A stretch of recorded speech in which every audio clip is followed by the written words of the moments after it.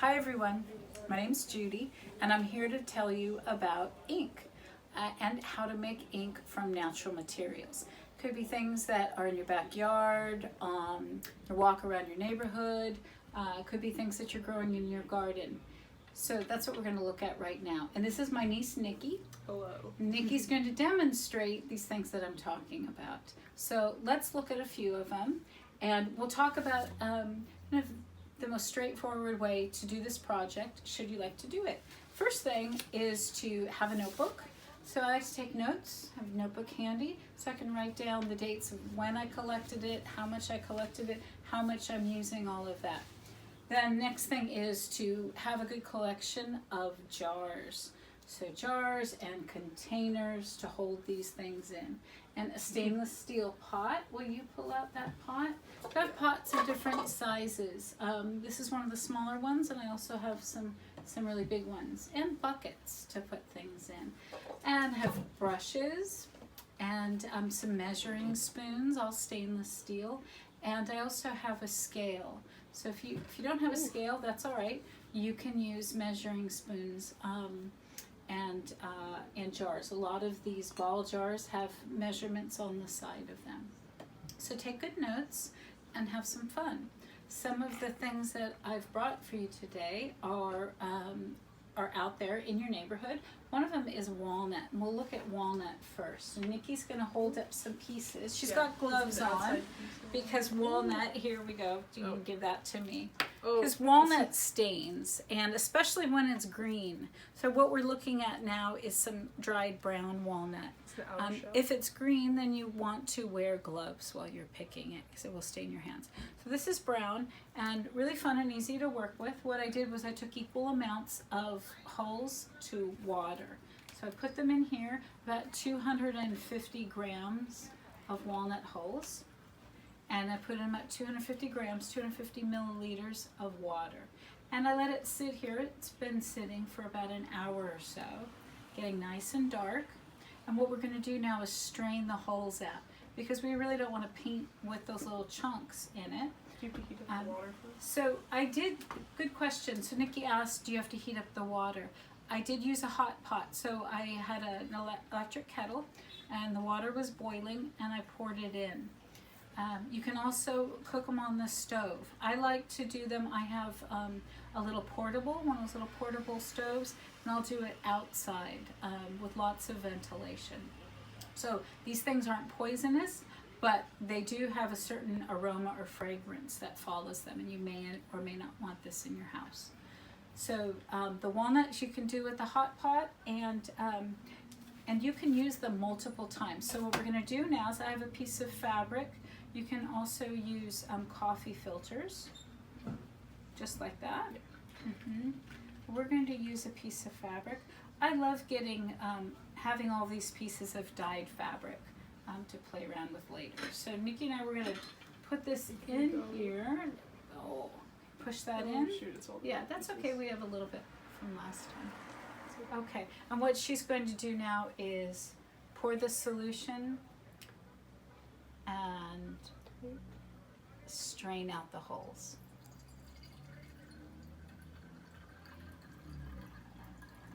Because we're making ink and not a dye, we want the color to be really saturated. That means really dense color.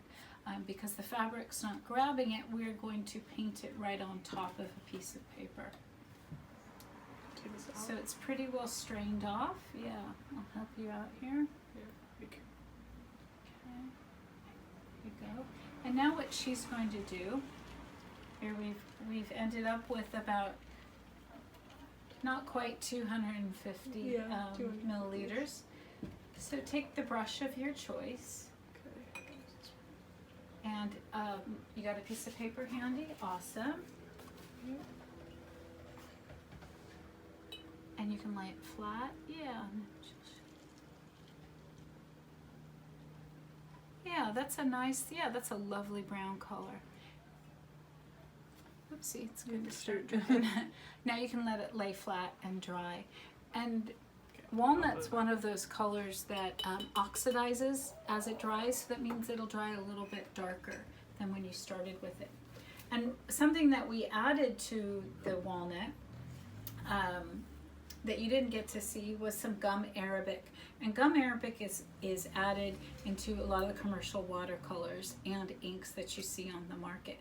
And you can buy your own gum arabic at the art store. It's not essential, but what it does do is the color's going to be staining without it. Gum arabic will give it some body.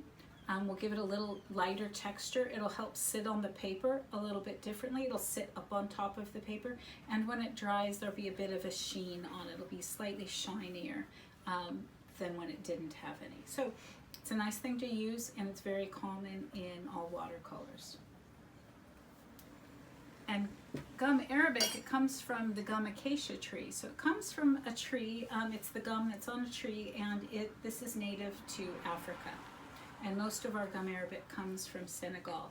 You can also use, if you've got plum trees at home, or if you have nectarine or a peach tree, they'll often give off a sap, and that's water soluble. And you can use that instead of gum arabic, and that way your binder, because it's acting as a binder, will be a local binder. You can use that. So just dilute it in a little bit of warm water, hot water, add it to your solution, and now you've got your own replacement for gum arabic. Okay, the next thing that we're going to talk about are the fig leaves. There's a lot of figs are growing their leaves right now. They're coming back from winter, and Nikki can hold that up. There's a fig leaf from my yard. It doesn't matter what kind of fig tree it's from. So I have a Calmurna, a white fig, but I've used fig leaves from a blackjack fig, from purple figs, like mission figs. Doesn't seem to affect the color, the type that it is. So what we do is we tear up the leaf. So you're going to tear it up into pieces. Okay, something about this size, a few inches by a few inches. And then you're going to add that to some stainless steel pot. We filled our pot up. It was probably about a quarter pound to a half pound of leaves. We filled the stainless steel pot up about halfway, and then added enough water to cover it. And then we cooked it. We simmered it, let it get to a low boil for about a half an hour, 40 minutes. And I watched the color, and as soon as it seemed like the color was leaching from the leaves, then what we did was we strained off the leaves. This time we did that with a coffee filter. We strained off the leaves, set the leaves aside. You can always use those again. And we ended up, you want to show the first color? Yeah. So we ended up with a beaker full of color. It's a nice color, but you can brighten it by adding some aluminum sulfate. Aluminum sulfate is used in pickling, when you're pickling vegetables. So for that amount that we've got about 600 milliliters. I added about a gram. So I know I'm interchanging a lot of measurements from United States to the metric system, but this was about half a gram to a gram of aluminum sulfate to that, and it made it really nice and bright. So that's our beautiful bright color. And then why don't we sample it? So what I could do now is, if I was making this for myself, I would cook it down a little bit more to low heat on the stove, and make it the color a little bit more dense. But let's take a look at it. So that's the sample. Why don't you show them that? Yeah, this one's so, really well, this is great. That's a sample of it without the aluminum sulfate. And you can see that it's kind of yellowish, but it's pretty watery looking. Yeah. There we go. Cool. Now, once you rinse that brush, and then you can try this. So now she's going to try. There we go. And try the solution with some aluminum sulfate. Here, I'll hold that. There it is. You can see that it's a lot more yellow. Okay, this one is a little more gold, a little more orangey, and more yellow. And as it dries, the color will also kind of brighten up a bit. So again, if this is for myself and I want it to be a little bit darker, be a richer color, then I can cook it down on the stove. And that's what you do. It's a lot like cooking at home when you're cooking food. When you're cooking down a sauce or something, if it's too watery, you just have it on the heat a little bit longer. And that's what I can do. So something I collected in the neighborhood were these bougainvillea flowers. So there's lots of bougainvillea out, and sometimes you'll see the vine or the bush with red flowers, sometime with magenta flowers. And the bush across the street has magenta. So I collected those and I put them in a hot water bath. So hot water, lots of flowers, and really mashed them down in there. And it's really a sweet color. It's a lovely magenta color, but it doesn't make a very good ink. But it makes a nice dye. So that's something that's good to know, is that not every plant will make a great ink. Sometimes it'll be better as a dye, and sometimes it might not work at all. So I'm gonna try it though. be patient, have fun, experiment. Are you going to try it? You can demonstrate for us? Okay, go ahead. And then we'll talk about a few more things. Right. Yeah, here you go. It's nice again, but it's very light water. It might be better as a dye. If you want to save any of your jars of dye, you can put them into small 1 ounce jars or 2 ounce jars. And always make sure that they're clean. I'll put them in the dishwasher, or I'll cook them on the stove, kind of like you do for home canning, to make sure that they're sterilized. And then I can pour my ink in the jars. And I like the ink to be warm too. And right before I do that, I can put in my gum arabic, again, to give it a nice body, a nice texture, so it sits on the paper nicely. And I'll also add some thyme. So I'll add some thyme oil, or I can add some white clove oil. And just a drop or two will help inhibit mold. So I'll add that to my ink before I put it in the jars. And then I'll use like a little beaker like this that helps me pour it in. It's got this nice little pointy edge. Or I can use a funnel and pour it in. The other thing I like to do is, what's helpful is to have a dropper handy. Do you want to? This is buckthornberry. Do you want to put some of that on a paper so we can? So a dropper is nice. Great. Yeah, I can use it. Because it's not like a brush. We're not dipping it back and forth. If I didn't have a dropper, if it's like this one here, the cochineal, then I can pour it into a little cup or saucer. It's green. That's nice, yeah. It's a nice golden color. That's from the buckthornberry. I have marigolds. So here's some marigold flowers. It's summertime and there's going to be a lot of flowers blooming. So you can collect marigolds throughout the season. Likely you won't just get a whole bunch at once, but get some small batches throughout summer. So just clip them, grab them, you can let them dry out, and then you can add them to hot water later. And you want to make sure that you have enough to work with. So that's why it's nice to gather them and kind of wait till the end of the season to do that. And marigold also likes a little bit of that aluminum sulfate too. So we have some marigold to work with right now. And this is a bottle that I've pre-prepared, so it already has the gum arabic in it.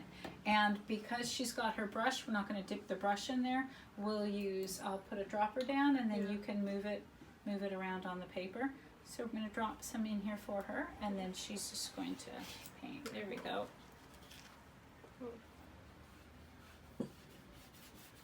Oh, looks like that brush has a little bit of green on that brush. Yeah. That's all right. You get the idea, I guess. So you can see there's a lot of different yellows to work with.